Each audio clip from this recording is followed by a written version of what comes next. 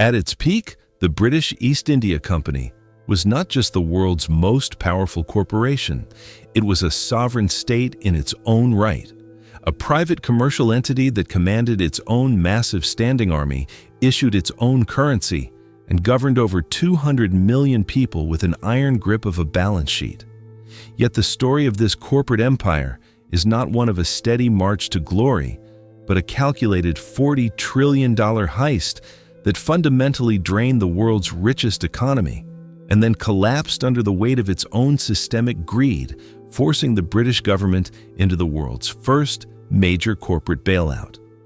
This is the financial anatomy of the East India Company, a story of how a group of London merchants used debt bribery and industrial-scale corruption to turn a trade mission into a military occupation, proving that a private company can be more dangerous than a national army when it operates without a conscience or a regulator.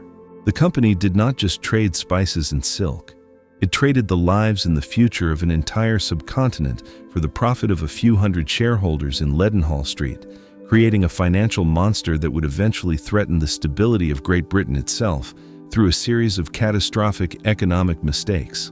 The trap began in the mid-18th century, specifically with the Battle of Plassey in 1757, which was less a military victory and more a hostile corporate takeover achieved through the bribery of a rival general.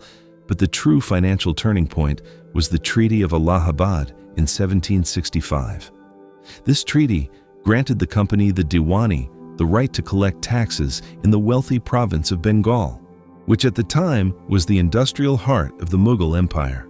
Suddenly, a private trading company was the sovereign tax collector of millions of people, giving them access to a limitless stream of revenue that they immediately used to fund their own military expansion and pay dividends to their shareholders in London. How could a corporation that had just gained control over the world's most productive agricultural region manage to drive it into a total financial collapse in less than a decade?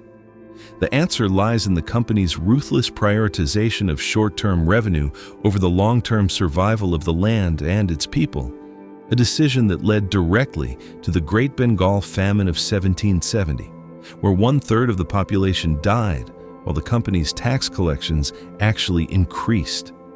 The financial mechanism of this heist was a forced monopoly on internal trade. The company's agents used their political power to force Indian weavers and farmers to sell their goods exclusively to the company at prices dictated by London, which were often far below the cost of production.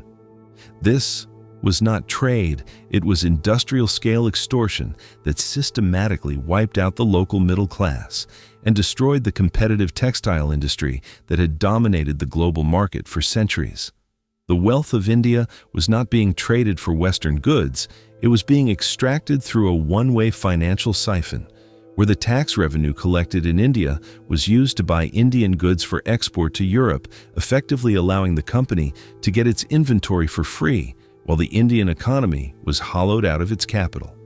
This massive capital flight, estimated by modern economists at nearly $45 trillion over 2 centuries, began here, with the company's transition from a merchant to a predatory sovereign. This internal rot was immediately visible in the stock market bubble of the 1760s. As news of the Diwani reached London, the East India Company's stock price skyrocketed, fueled by wild speculation about the infinite riches of Bengal. Shareholders and politicians alike scrambled to get a piece of the action, leading to a culture of systemic bribery, where the company used its wealth to buy influence in the British Parliament, ensuring that no laws would be passed to regulate its behavior.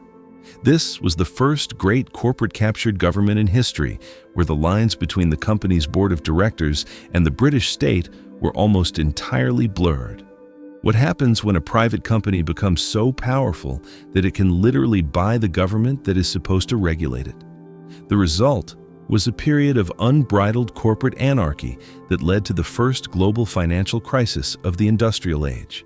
The luxury trap of the company's executives, known as the nabobs, further destabilized the system. Men like Robert Clive returned to England with immense fortunes acquired through plunder and extortion, buying up vast estates and seats in Parliament to protect their ill-gotten gains.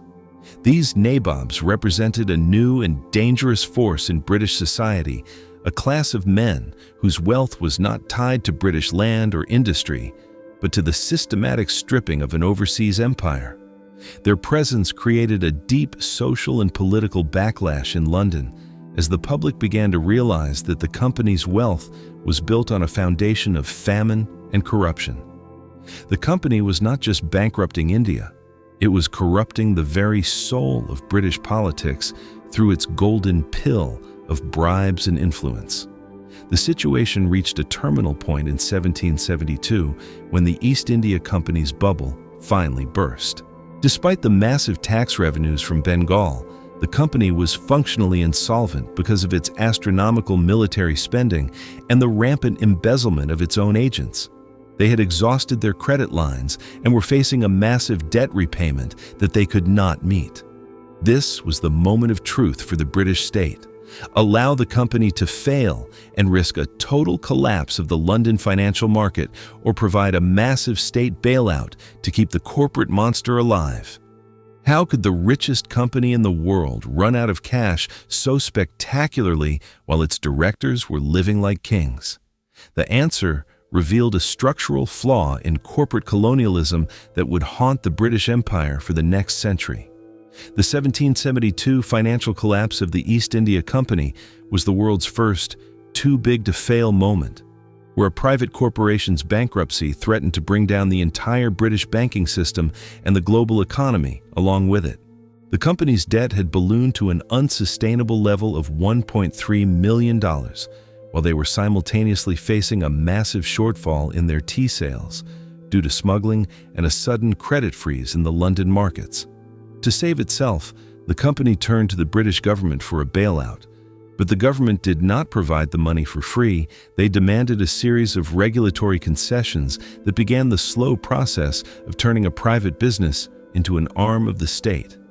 One of the most famous consequences of this bailout was the Tea Act of 1773, which granted the company a monopoly on tea sales in the American colonies in an attempt to clear their massive surplus inventory and pay off their debts. This desperate financial move, intended to save the company from ruin in London, instead ignited the American Revolution, proving that the company's economic mismanagement had the power to trigger global geopolitical disasters. How could a single company's failed balance sheet lead to the loss of Britain's most valuable Atlantic colonies and the birth of the United States? The answer lies in the sheer scale of the company's financial entanglements, where every attempt to solve a debt crisis in India created a new political explosion elsewhere in the world. The structural rot within the company was intensified by the Regulating Act of 1773, which established the office of the Governor-General of Bengal, meant to oversee the company's activities. But in reality, it created a complex layer of double government, where the company's directors in London and the king's officials in India were constantly at war over the spoils. The corruption did not stop, it merely became more organized and institutionalized. The company's civil servants, known for their low official salaries but massive private trade profits, continued to extract wealth from India at a staggering rate through a system of kickbacks and monopolies on essential goods like salt and opium. Salt, a basic necessity for every living being in India, was turned into a government-controlled monopoly with prices artificially inflated to pay the interest on the company's growing debt. This was a direct tax on survival that hit the poorest hardest, while the company's shareholders continued to receive their 10% dividends. The company was essentially running a predatory tax farm disguised as a commercial enterprise, using the hunger of millions to finance the lifestyle of the London elite. The most lucrative and destructive part of this corporate heist was the forced cultivation of opium. To balance their trade deficit with China, where the company bought massive amounts of tea but had little to sell in return, they forced Indian farmers in Bengal and Bihar to grow poppies instead of grain. The company then smuggled this opium into China in exchange for silver, which was then used to pay their bills in London. This was a triangular trade of addiction and extraction that destroyed the lives of millions in China and the agricultural sustainability of India. Farmers who refused to grow opium were often beaten, their houses destroyed, or their land seized by the company's private army. The result was a permanent state of manufactured poverty in India's most fertile regions, as food production was sacrificed for the profit of a drug-running corporation. What happens to the moral and financial legitimacy of an empire when its primary source of profit is the systematic addiction of a neighboring nation?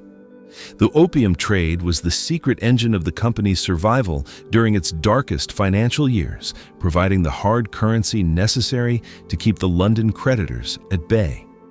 The company's financial instability was further compounded by its never-ending military expansion. Every time the company faced a budget deficit, they launched a new war of conquest against a neighboring Indian state, the Marathas, the Mysoreans, or the Sikhs, specifically to seize their treasuries and gain new tax-paying territories. This was a classic Ponzi scheme of conquest, where new wars were needed to pay for the debts incurred by previous ones. The military budget of the company's army, which by 1800 was larger than that of most European nations, consumed nearly 80% of its total revenue. This left almost nothing for infrastructure, education, or famine relief, ensuring that India remained in a state of chronic underdevelopment while its wealth was being burned in the fires of corporate warfare.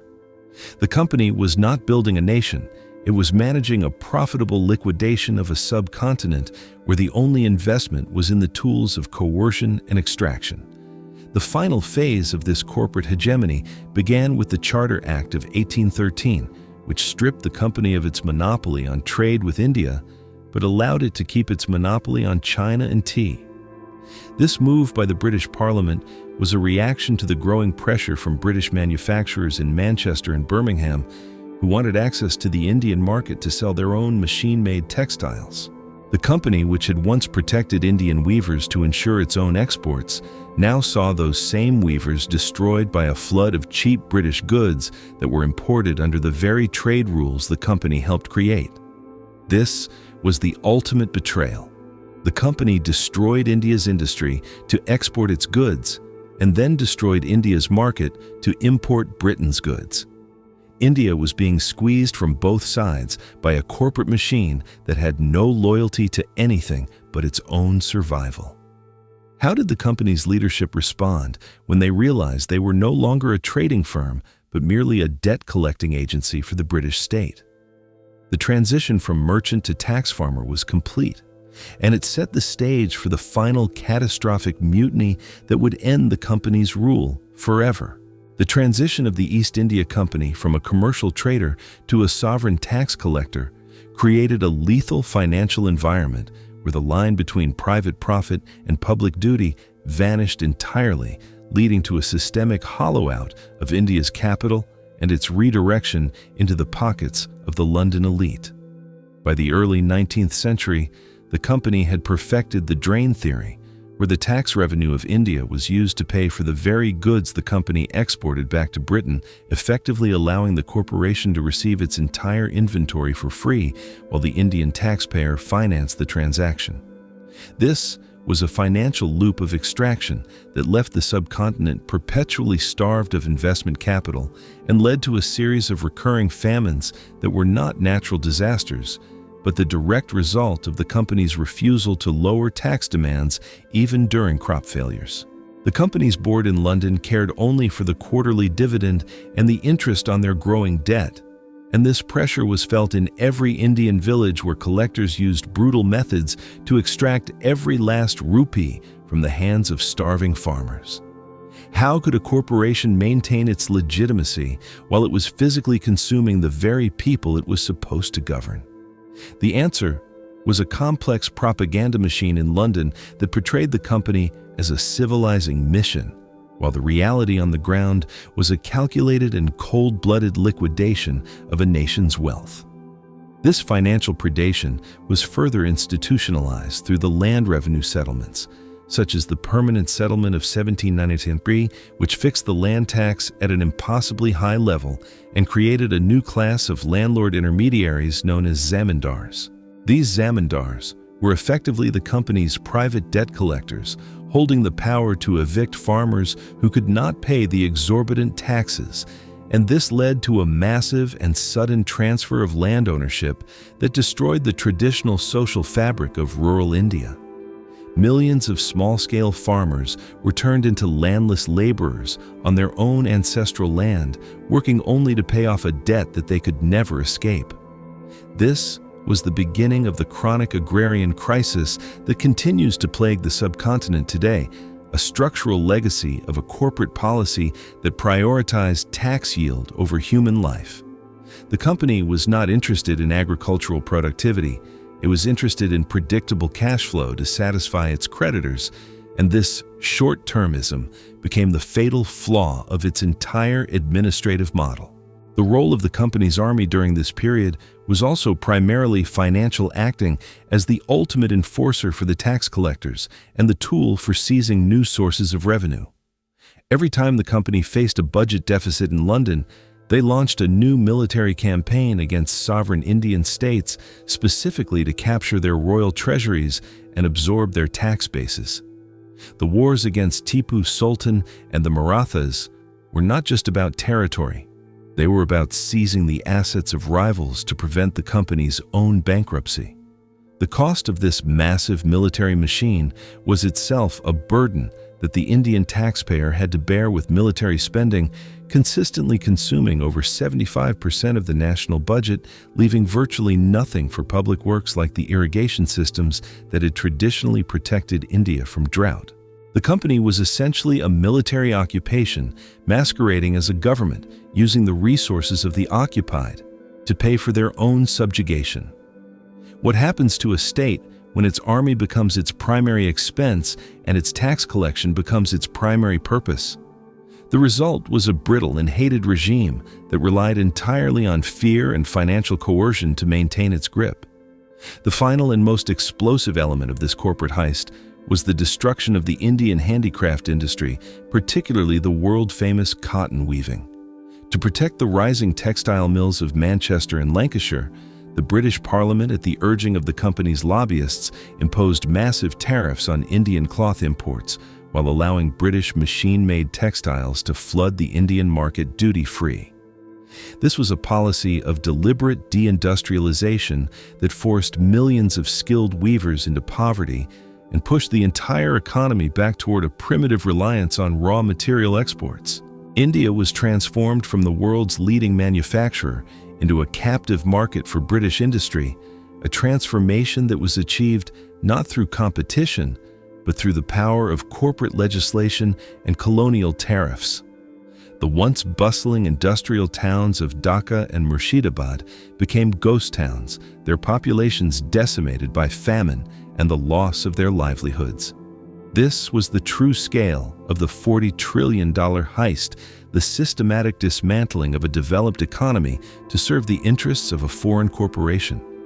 This era of unbridled extraction culminated in the Indian Rebellion of 1857, which, while triggered by military grievances, was fundamentally a massive and violent rejection of the company's economic tyranny.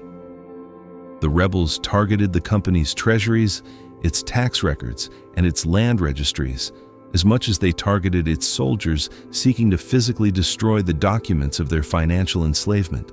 The rebellion proved that the company could no longer maintain order or protect the interests of its shareholders without the direct and massive intervention of the British Crown. The financial cost of suppressing the rebellion was the final blow to the company's independence, forcing it to surrender its governing powers and its assets to the British state. The corporate empire was dead, but the debt it had created, the India debt, was transferred to the British government, ensuring that the Indian people would continue to pay for their own conquest for another 90 years. The aftermath of the 1857 rebellion marked the formal transition from corporate to state rule, but the financial structures of extraction remained not only intact, but were intensified under the direct administration of the British Raj. The East India Company's final act of financial sabotage was the transfer of its staggering $98 million debt to the people of India, ensuring that the subcontinent would continue to pay for its own violent conquest long after the company itself was liquidated. This debt, which included the astronomical costs of suppressing the rebellion, was labeled as India debt, and was used to justify the continued high taxation and the systematic drain of resources for another 9 decades. Every railroad built, every telegraph line laid, and every government building erected under the British Raj was financed through high-interest loans from London banks, with the interest paid by the Indian taxpayer, creating a permanent state of infrastructure-led indebtedness.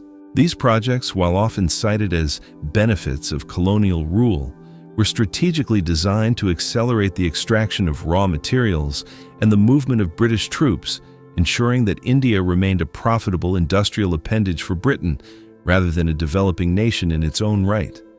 What happens to a nation when every mile of its progress is actually a new link in its financial chains? The result was a sophisticated form of financial servitude, where India's wealth was used to build the very tools that guaranteed its continued subservience.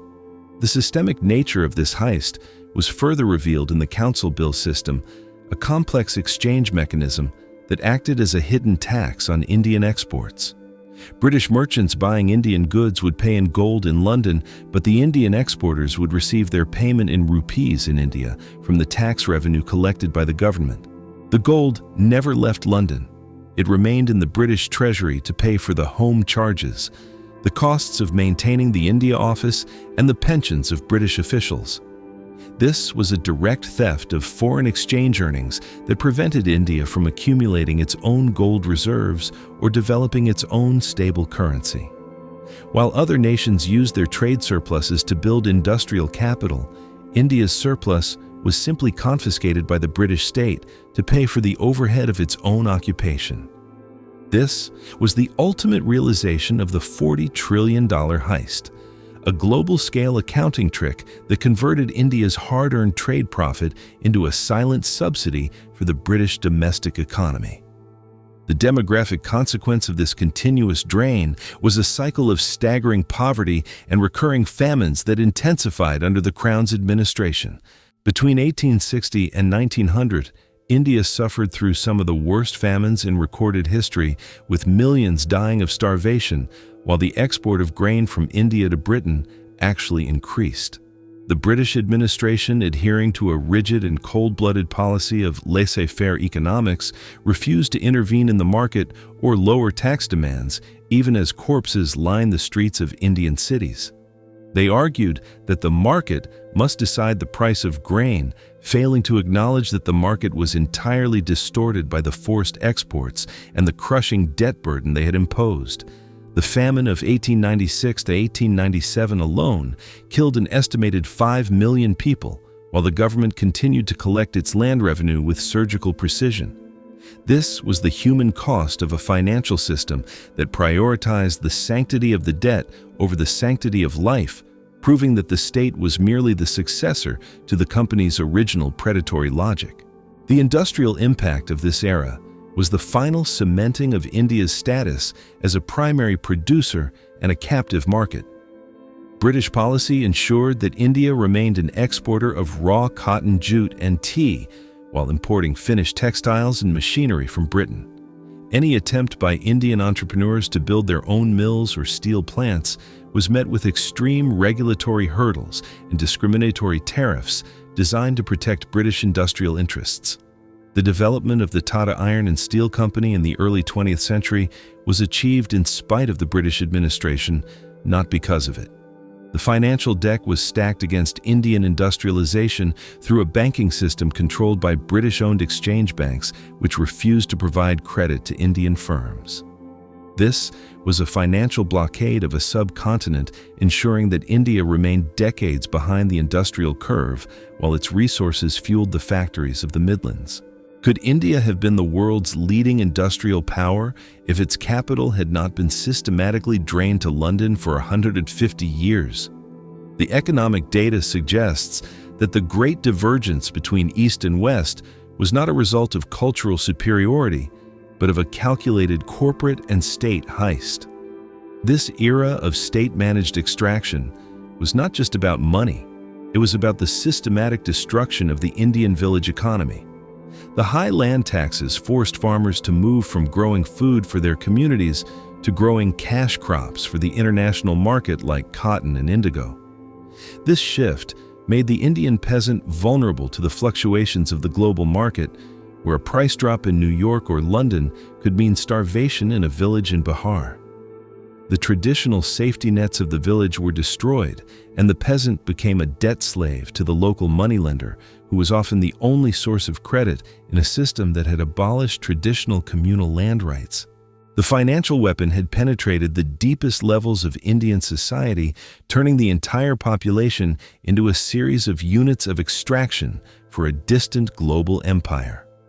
The $40 trillion heist was complete, and it had left a legacy of structural damage that would take a century to even begin to repair. The final liquidation of the British East India Company and the subsequent 90 years of direct British Raj administration was the most successful and longest-running corporate crime in human history, leaving behind a financial crater that would take generations to fill.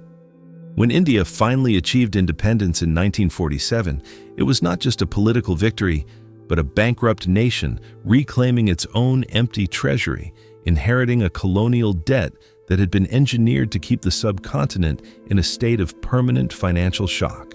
The $40 trillion heist was not merely a loss of money, it was the loss of a future, as the capital that should have fueled India's own industrial revolution was instead used to build the infrastructure of London, the banks of Scotland, and the global hegemony of the British pound.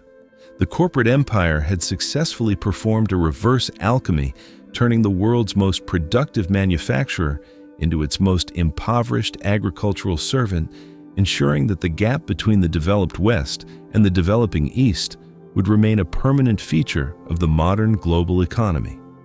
The East India Company's legacy is not found in the statues of its directors or the halls of its London headquarters, but in the structural poverty and the stalled industrialization of the nations it once owned, proving that a private corporation is a far more absolute and cold-blooded conqueror than any monarch could ever be. This was a heist executed with the precision of a ledger and the brutality of an army, where the only thing that mattered was the quarterly dividend and the interest on a debt that was designed to never be repaid. The company may have died in the 19th century, but the financial chains it forged remain visible in the global economic order today. A testament to the day a private company bought a continent and sold it for parts.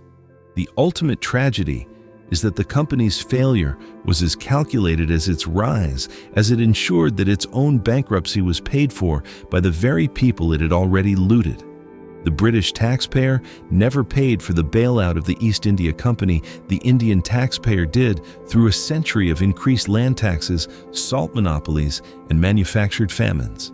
This was a masterclass in corporate survival through national exploitation, where a failing private entity was allowed to continue its predatory mission under the protection of the state because it was too deeply connected to the financial and political interests of the ruling elite. The East India Company was the world's first global conglomerate that was truly too big to fail, and it used that status to commit a crime of such magnitude that the numbers still defy human comprehension. The $40 trillion heist was not a single event, but a sustained multi-generational extraction that proves when a corporation gains the power of a state, the result is not progress, but a systematic and ruthless liquidation of human potential. India was not just a colony, it was a corporate asset that was exploited until its value was exhausted and then discarded into the hands of a bankrupt state, leaving a legacy of debt and deindustrialization that defined the 20th century. This investigation has proved definitively that the British East India Company was the world's first predatory corporate state, which used the guise of trade to execute the largest wealth transfer in human history. The company didn't just bank with London banks, it bought them in the government that protected them with the blood and gold of a subcontinent. The financial details of this story are now fully revealed, but the final judgment rests with you. What do you think? Was the East India Company a necessary evil for the development of global trade? Or was it a cold-blooded corporate parasite that executed a $40 trillion heist on a defenseless nation? Comment below and share your thoughts on the first and largest corporate empire in history.